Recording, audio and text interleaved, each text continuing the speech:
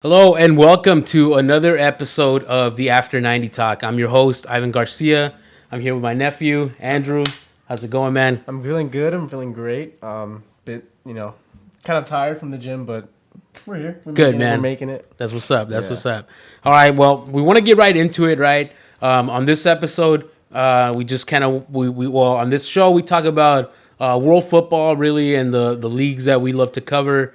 We're Southern California boys, so and naturally, we cover the MLS when it's getting ready to kick off. We cover Liga MX abundantly here, right? It's one of the main leagues that we do cover. And then, other than that, the European leagues that attract us so much, that have the best players and the best level of competition for the sport.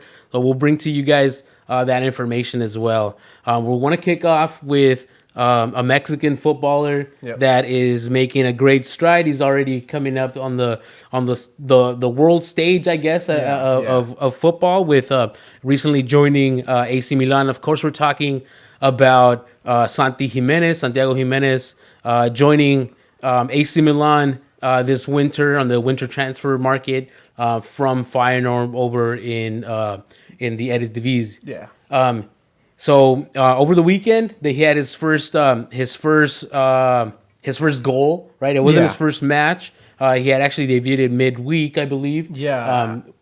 I know it was I think it was a cup game, but I know this was his debut in the Serie A. Yeah. But I think in the first match he debuted with AC Milan. He got an assist for I think the second goal. I think it was a 2-0 win, and he assisted Joao Felix. So it was a great start for him. It was a obviously- Beautiful finish Yeah. by Joao Felix as well. Beautiful finish. Chip. A chip, and so obviously he making an impact on his first game as a Milan player. So obviously for a fellow Mexican, you're excited. You kind of believe in Jimenez to pretty much show what he's capable of. I've always had that type of love for Jimenez, obviously coming from Cruz Azul to Feyenoord and smashing it there, winning them a league title there. So for him to get a move to AC Milan, it's a huge dub for him in his career, and it's a dub for fellow Mexicans. So I mean, at first I want to see how you feel about that move. Like, do you think it was the right move? Do you think it was the different team or something like that? I mean, looking at it initially, it was a risky move. I felt like, right, for many reasons. The Eredivisie, while it is one of the top leagues in Europe, I guess it's not the top tier where we're where we would pick, I guess, Eredivisie team as a favorite for the Champions League, right? Yeah. It doesn't really translate that way. And then jumping from Eredivisie team straight to AC Milan team, where they're basically, you need to be title contenders for every title that you play coming in and out. On top of that, the level of competition within the squad, I think, is also, like I said, risky, right? For Santi Jimenez, because there still is that potential that he won't start, or he won't have a large participation in the team because of the quality of the players. Like, there's just so many, right? You have a lot of the players in that team are international players who are proven to, you have players like Rafael Leao and obviously Christian Pulisic last season was off, and this season he's still doing the same thing, but you still have so many players in that team who have quality, and they constantly bring in new talent like Santi Jimenez to and let's face it, AC Milan is not right now meeting expectations as far as their position on the table and their style of play, right? But again, these teams they constantly reinvent themselves. They constantly bring in new players to level the competition in the team. I mean, exactly. This window they had a pretty surprising window. They brought in they brought players, obviously like Joao Felix. They got Kyle Walker, so they also did get two other players. I forgot who they are, but I mean they brought in 5 new players to obviously reinforce that team, and obviously along with Conceição, the new manager. So it's a whole, I guess, like a reset button or a refresh button for Milan. But specifically for Santi Jimenez, I feel like as though they kind of have that trust in him. They let go of Morata this season as well to Galatasaray. So I think it's Galatasaray. It's one of the teams in Turkey, but I mean, for me, I think they kind of have faith in him. They kind of see him as, okay, this guy can be our 9 for the coming seasons or years. Obviously, I kind of do agree. It's a very risky move for him. I wouldn't say, obviously, time wise. Obviously, now we're half into the season, so if he really wants to step up his game and be that number 9, he has to bang in some goals. So it's going to be kind of tough for him. But at the same time, the level is getting stronger. But I think the level of his teammates got stronger. I mean, you have players like Rafael Leao again, Christian Pulisic, and for me, I one of my favorite players this season has been Reinders, AC Milan's midfielder. So obviously he's gonna have more support, and more, I guess, people to like pretty much. How do you explain it? Yeah, he's gonna have creators. He's gonna have definitely. I mean, any player, right? You put him in an environment that with better skilled players, more quality. The international experience also is a huge factor individually for players because they get that I guess the mentality and the experience from playing internationally. That it just helps you at the club level, or when you're playing or when you're competing against other European teams and other countries. But definitely. So it is a big reason, or it is it's huge that Santi starts off with an assist and then over the weekend with a goal, fantastic goal, good finish, a very good finish. For the left footer, but that's he needs to produce. Obviously, any striker needs to come, needs to make goals at their club. But when you're a signing, a historic signing like the first Mexican to play at AC Milan, then you need to make you need to produce. So a huge goal for him, right? A huge confidence booster. Pulisic also very involved in the goals. He came on as a sub, but he got 2 assists. We already know the type of a player and the level that Christian Pulisic brings to the game, right? So very exciting. I'm very excited for it. I hope he can continue to grow. I don't think the Serie A is the top tier, but it's definitely a step up from that Eredivisie. And, he needs to take the advantage and then also, raise his hand for other Mexicans that, eventually want to make that jump to the top tier teams. The more that we have at those levels is better for the national team. And then, better for the younger players that could possibly get a look because of him. So I think one thing, though, that I need to see from Santi Giménez is in this team now, I think, or in Feyenoord, he was more of a 9, just pure 9, stay in the box and we'll feed you. I think if he really needs to prove himself, he needs to hold the ball more. He needs to be more of a complete 9 now. Obviously, yes, he has players that are going to feed him the ball. He has great carriers of the ball with Reinders and Pulisic and Leao, but he also needs to put his part, because like the thing I kind of said with Mbappe when he joined Real Madrid, he's going to be the 9, obviously, but he also needs to do more than just score goals. He needs to find a way to be more involved in the game. If Giménez can't find a way to score a goal, especially a team that is a low block, he needs to find a way to be dangerous, So I think this is why it's also a dub for Mexico, because he's going to evolve more as a player. And obviously, we haven't seen too much of him in the Selección. And also kind of say that because, the quality of players in Mexico and this team aren't even like Feyenoord. So, he's going to have to find a way to be more, just be more involved in the game. So I think this is also kind of a big W for Mexico, and why it's a W for him, because he's going to be more of a 9 and more of a player and involved in the game. So I think that's why it's a big step for him, for quality-wise, ability-wise. So I think you bring up a great point with the Mexican national team. It'll be interesting to see, what decisions the coaching and the training staff make as far as who's going to be their starting number 9, quote unquote, or if they can find a way where Raúl Jiménez and Santiago Giménez can play on the field at the same time. I don't think it's impossible. I think it would be beneficial to the national team to have the two players of that quality. And, Yeah, and definitely. you know, if you don't put them in together, then they'll never learn to play with each other. And I don't see why not. I don't see that the Mexican national team having a better choice up front. I don't see a midfielder that we can definitely say like, oh, he needs to start. Yeah. So it'll be interesting. It'll be interesting to see, you know, how this develops. Obviously, him personally, as a striker at AC Milan, Yeah. but also within the national team, if he can really take that bigger role that you know a lot of the fans want him to take, I feel like he should earn it still. You Yeah. know, like.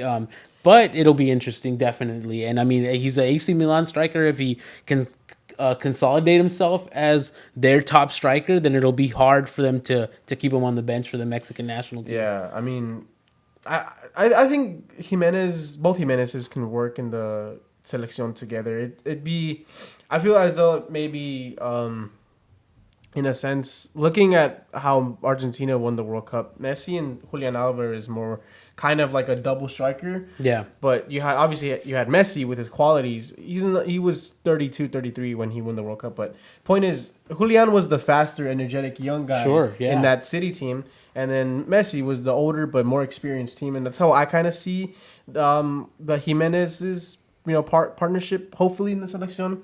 Obviously, Jimenez this season of Fulham has been, banging in goals too. But I Yeah. feel he's more, I guess, like, he just has... Like a post player, Yeah. and he has that ability Yeah. to receive the ball, control it, and also- play off of his player, off his teammates.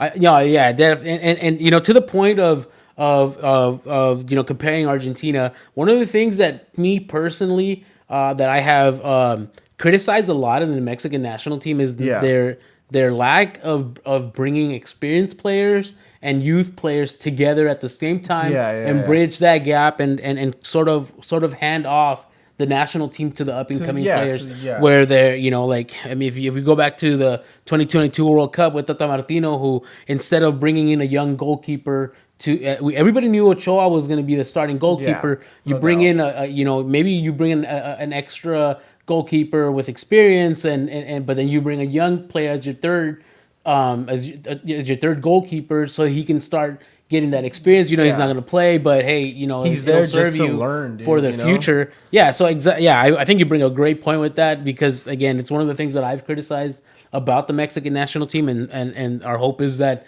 they don't fumble Santiago Jimenez like they've fumbled so many players in the past. Yeah, definitely. Okay, so that's Santiago Jimenez kind of recap. There's a lot of expectations and a lot of high hopes for him as a player, and we're expecting, or we're looking forward to watching him grow. So looking into La Liga, the Spanish First Division, match day 23 kicked off during the week. It started on Friday of last week with Rayo Vallecano against Valladolid, with Rayo Vallecano winning 1-0. Celta Vigo against Betis. Celta Vigo taking the 3 points from Betis. On Saturday, the Celta Vigo Betis was on Saturday as well. Atletico Bilbao and Girona also on Saturday, 3-0 Athletic Bilbao. Las Palmas 1, Villarreal 2.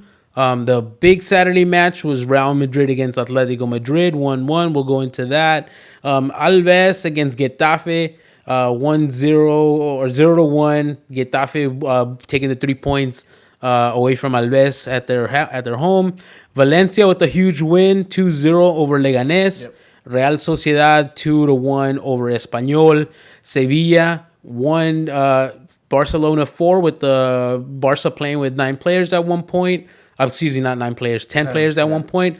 Mallorca against Osasuna today. That match ended 1-1. Yep.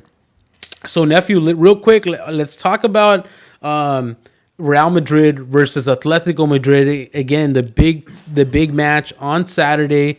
Going 1-1. Yeah. It was number 1 versus number 2 in the table. Yeah. Pretty good match.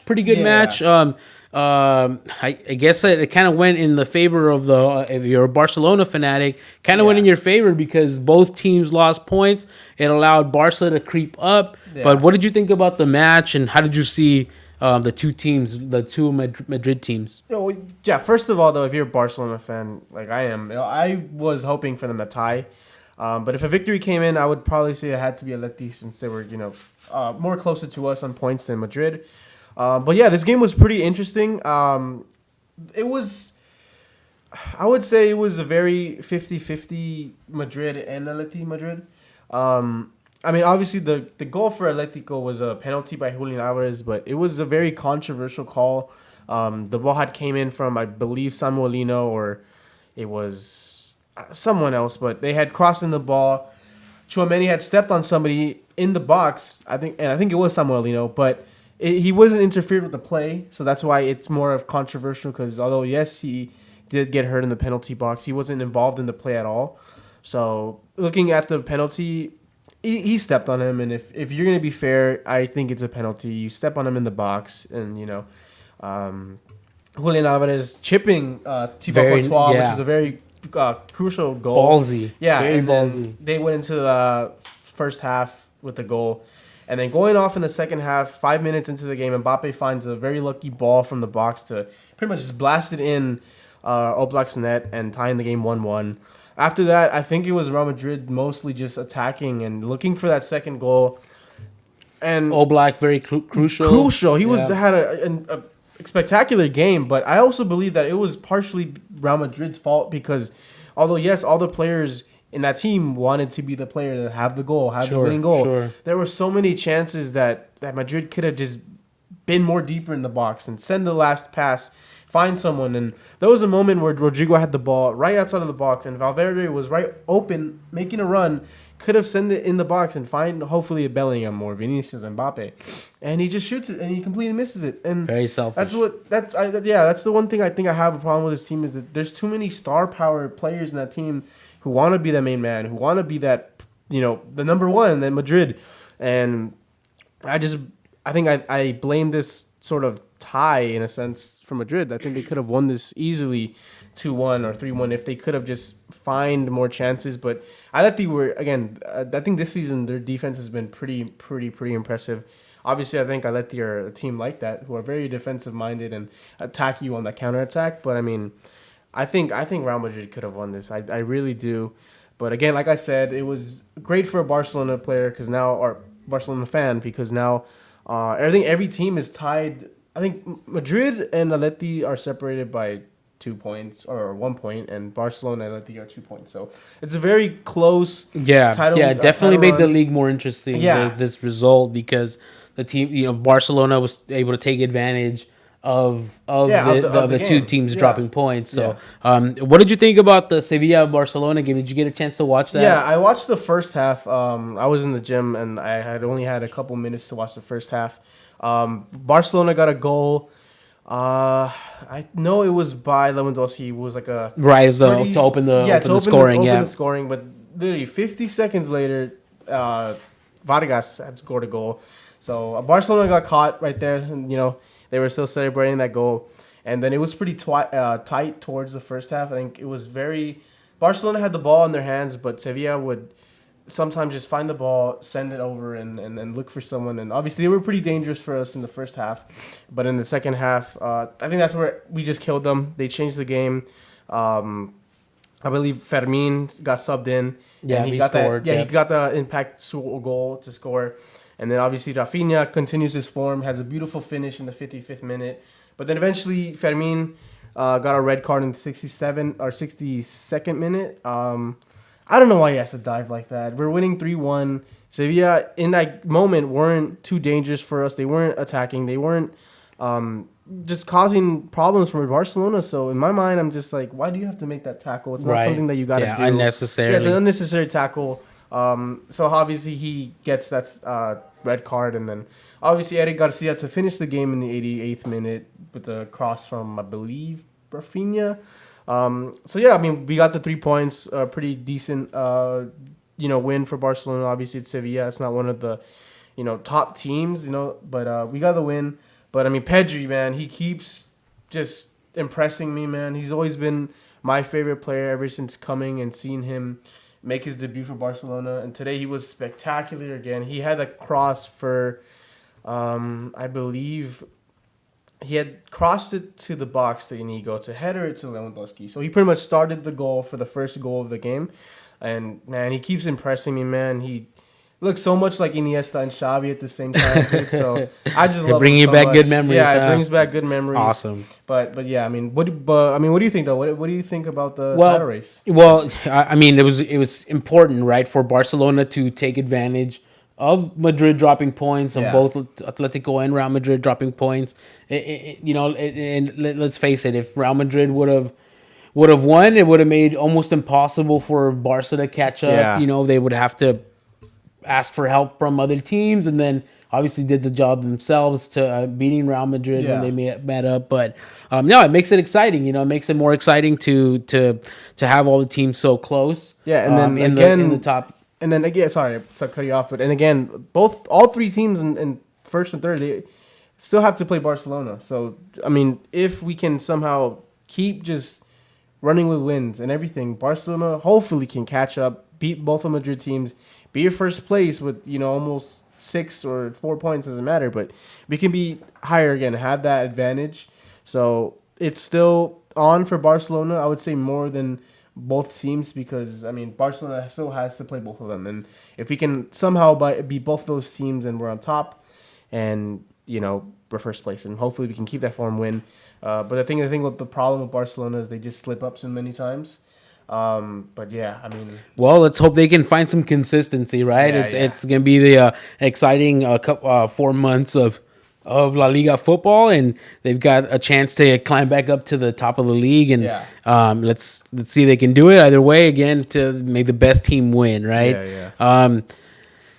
I will round off the latest table, the latest standings in La Liga. As we stated earlier, Real Madrid is still at the top, followed by Atletico Madrid, who's just 1 point behind them, and then 1 point behind them you have Barcelona. So that speaks to the competitiveness of the league currently, and the teams that they're right next to each other. So very promising.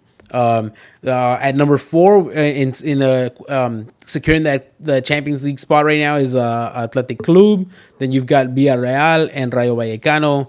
At number 7 is Real Sociedad, followed by Girona, Osasuna, Mallorca, Real Betis, Celta de Vigo, Sevilla, Getafe, Las Palmas, and Leganés. 19 is Alavés, and then at number 20, bottom of the league, is Valladolid with 4 consecutive losses. Okay. So on that covers the league. And then I guess we can kind of highlight match day 24. You've got you've got it's gonna be coming up next Saturday. Next Friday. It'll be kicking off on Valentine's Day. The bigger matches are gonna take place on Saturday, where you've got Osasuna hosting Real Madrid, and then Atletico Madrid against Celta de Vigo, both on Saturday, early morning games if you're out here in the West Coast. But exciting games, a lot to play for. And then they gotta win points, because if not, Barcelona is gonna be right behind them on their heels. Barcelona plays on Monday against Rayo Vallecano. They host Rayo Vallecano at noon Pacific time. So very exciting matches, and we hope to be able to bring you guys some good info. Hopefully you got some beautiful football to watch. Do you want to move on to Liga MX? Or no, the Champions League. Let's do Champions League. Yes. Speaking of beautiful football, we've got the playoffs. I guess the playoff round starting for this year's edition of the Champions League. Games will be starting tomorrow, Tuesday, February 11th. The first game of the morning is going to be 2 French teams playing off against each other. You've got Brest against Paris Saint-Germain.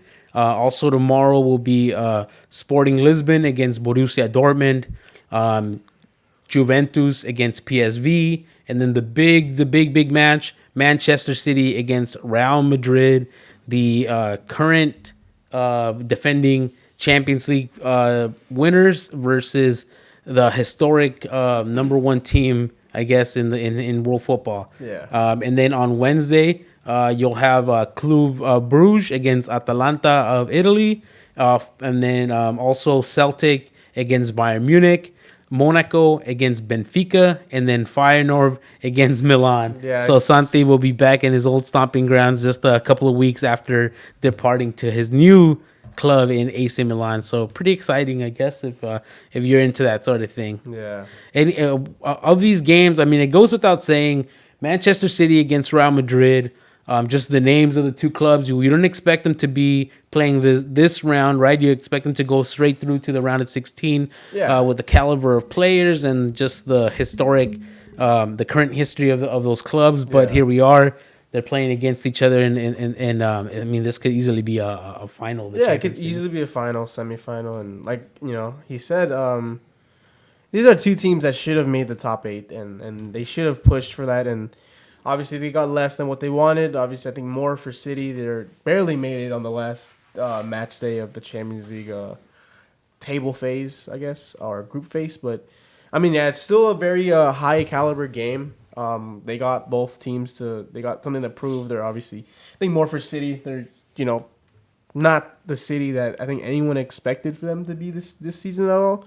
So I personally believe, though, I think Madrid have slightly the more edge towards them. I think obviously both teams kind of battling with their own I guess injury crisis right now, but I think Madrid have more of their star players in their team. And there's some players who are actually decent and consistent, unlike City. So Yeah, and I mean, I think that Real Madrid also has a better understanding of what they want, what they're playing for. Yeah. Like, how they're playing right now. Manchester City seemed lost the whole season, including in Champions League. yeah, including the Champions League. Yeah, and I don't know if Real Madrid's injuries are going to be enough to to be overpowered by Manchester City the way that this Manchester City's playing. I think the only, maybe in defense with Real Madrid using, they don't have a right back right now, so they could be exposed by this Manchester City who has wing players. But other than that, I see Real Madrid as the favorites just because of the way that Manchester City has been conducting their business this season. And also City's signings this season, or at least for the winners window, it haven't really worked out. I mean, you already got Nico Gonzalez, who just got injured like 20 minutes into his debut for City. Obviously, Kusanov is kind of shaky after his his debut against Chelsea. Marmoush, obviously a striker, but you expect him to score goals or be impactful, and I haven't seen too much of him. Yeah, he hasn't been able to, yeah. But I mean, overall too, I think when you look at Madrid's team, they even lost Lucas Vazquez, who's been a pretty disappointing right back, but I mean, still losing a player in general is still a loss, and obviously I believe they're going to play Fede Valverde as a right back.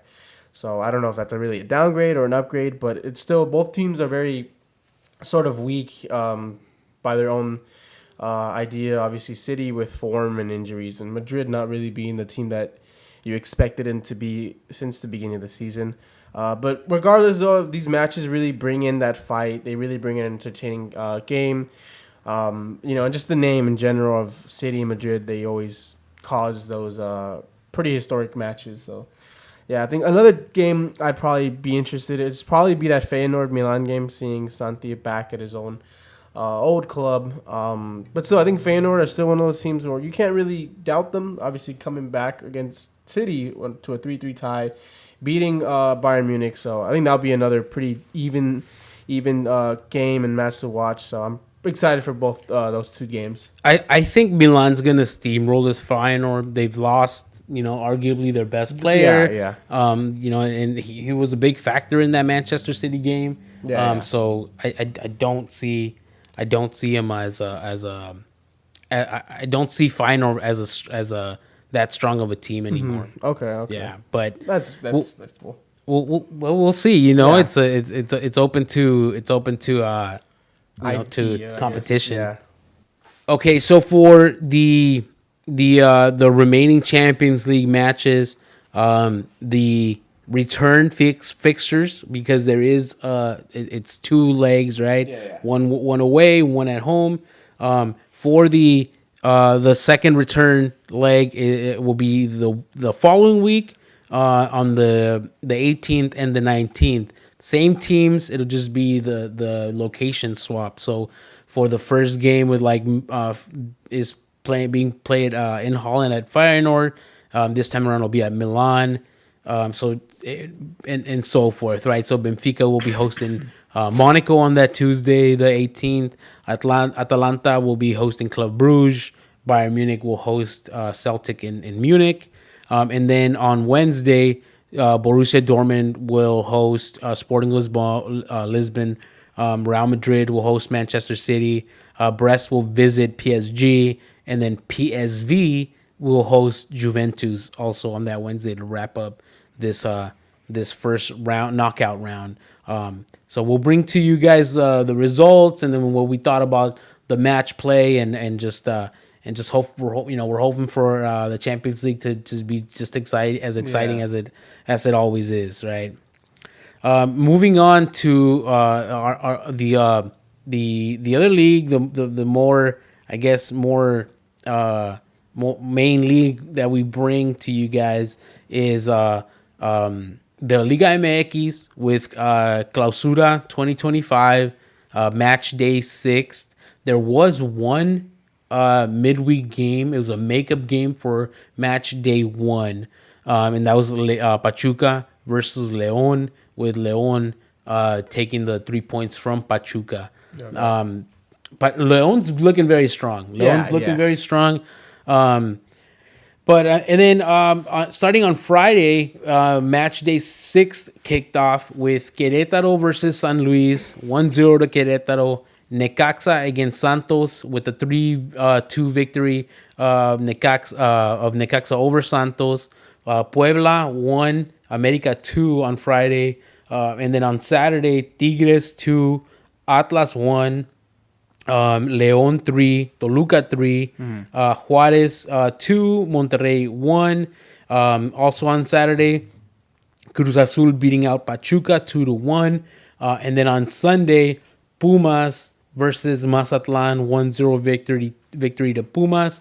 And then also on Sunday, Guadalajara against Tijuana with a 2-1 victory for Las Chivas. Nephew, did you... Club America, another victory. This was a hard fought victory. It wasn't as easy for America, like it was in the previous editions, or the previous games, right? Toluca was fighting even with the 9 players or with the 10 players. They were fighting. They had chances. Malagón again a big factor.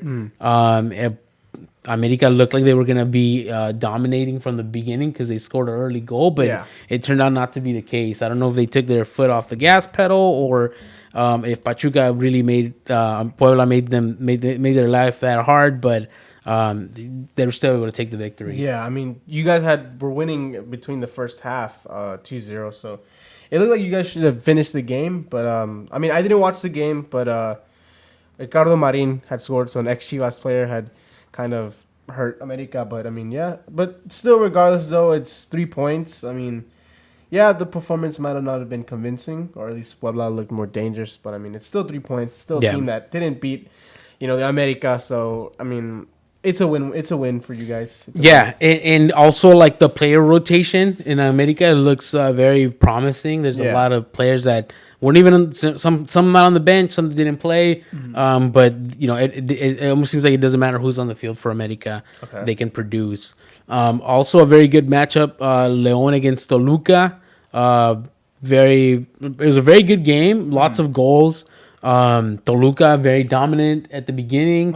Toluca not giving up. And then a couple of mistakes by the goalkeepers that cost the team's goals, but at the end of the 90 minutes, they ended up just being equal and 3-3 tie.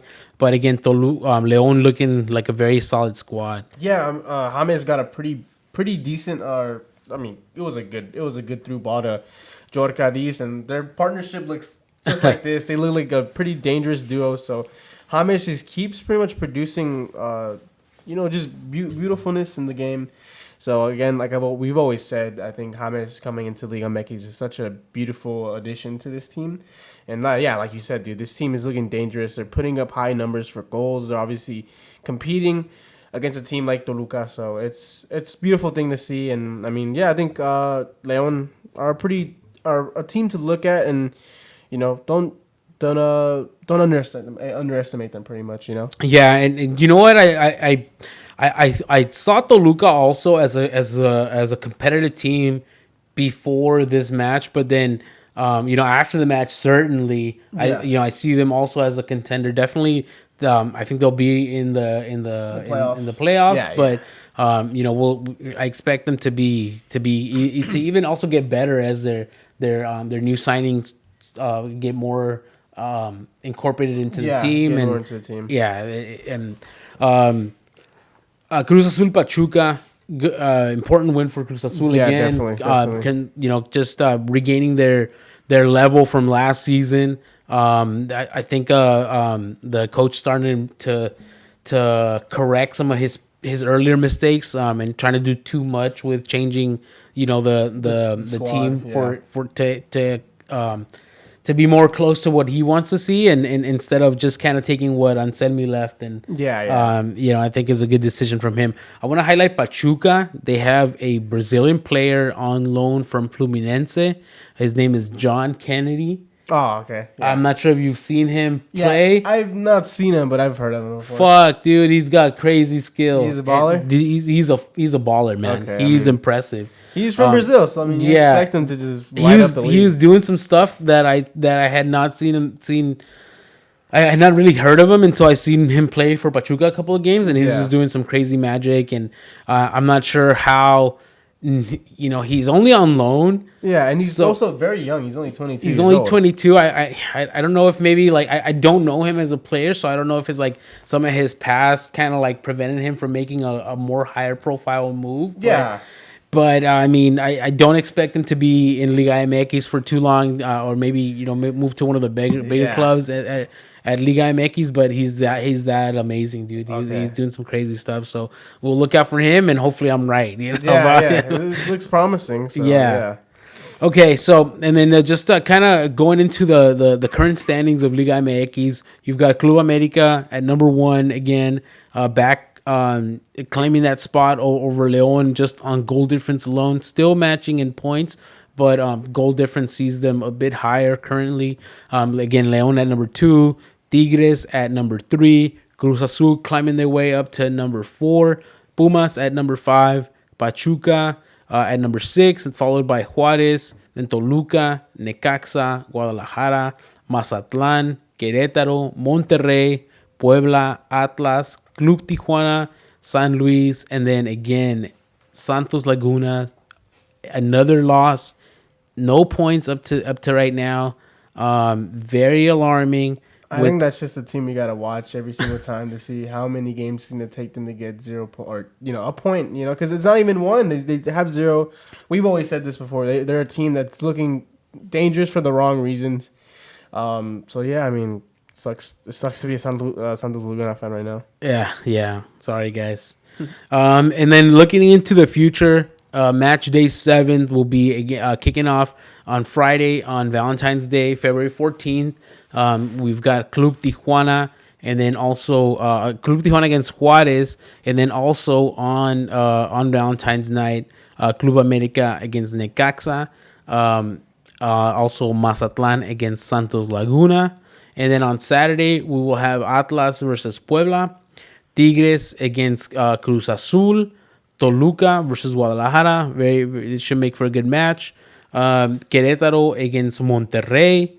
And then Querétaro Monterrey is going to be the first Sunday match. And then also on Sunday, you'll have San Luis versus León, Pachuca versus Pumas.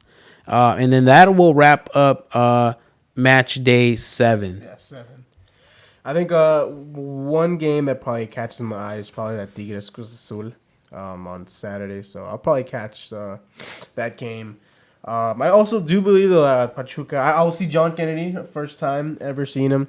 So it'll be interesting. I mean, I don't know. I think they're probably two pretty balanced teams. I think Pachuca leans more into it, though. I think they have more star power more than Pumas. So it'll be an interesting match. And obviously, like you said, I'll get to see John Kennedy. So Yeah, we'll see yeah. him Let me know what you think. Yeah, we'll see him produce some magic right there. Hopefully, man. Hopefully he doesn't. I don't curse him with my predictions here. Yeah, but he's like a one match wonder right there. yeah, hopefully not. I don't. You know, I actually after I seen him with Pachuca, I went back and peeked at his highlights with Fluminense. Yeah.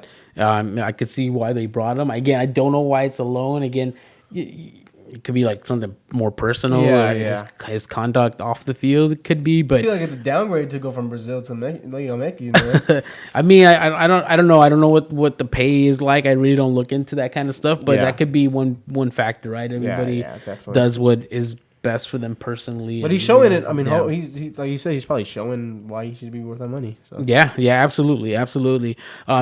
Me personally, I'm looking forward to also the Cruz Azul Tigres against Cruz Azul match.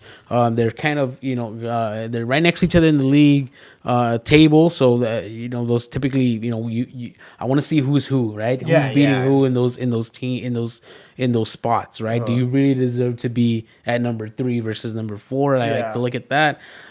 Toluca versus Guadalajara, same deal. They're not exactly next to each other, but they're right there with each other, and fighting. Everybody's fighting for their spot in the league table. Obviously, the Club America against Necaxa on Valentine's Day, that'll bring me some some happiness there, and then. The Pachuca versus Pumas game, obviously, I want to see Kennedy ball out. So, and then it's always good to see Pumas lose. yeah, no, I mean we got a late minute winner by Piero Quispe last night, so we barely reached it, but yeah, I mean again, yeah, I hope to see a pretty decent match on Sunday. So yeah. Awesome. Well, that's pretty much going to conclude the show for today. Pretty brief show, I guess, from Yeah. what we've been normally doing. We kind of get in depth a little bit. Yeah. And also it's really the first time that we debuted our faces Yeah. on the channel. So you guys, I know my face is made for radio, but it's fine, right? Yeah, maybe my voice. My voice is made for radio. Your face looks more like radio. You sound a little under the weather. How you feeling? You feeling all right? We need you on this program. No, yeah, I've been sick for like a day and a half. Didn't take medicine, so that's not my fault. But no, I'll probably be better in a day or so. But yeah, I mean, it was good for me though. I stayed at home, watched some football. So yeah, I mean, I hope to be more and watching football. Well, get some rest. Watch a lot of football, and bring us all your notes, all your thoughts. Yeah. That's gonna conclude for the episode this week, and we hope you guys enjoyed it. Thanks again for taking a little bit of time to let us get in your ear and talk to you about the sport that we love. Thank you. Peace. Peace.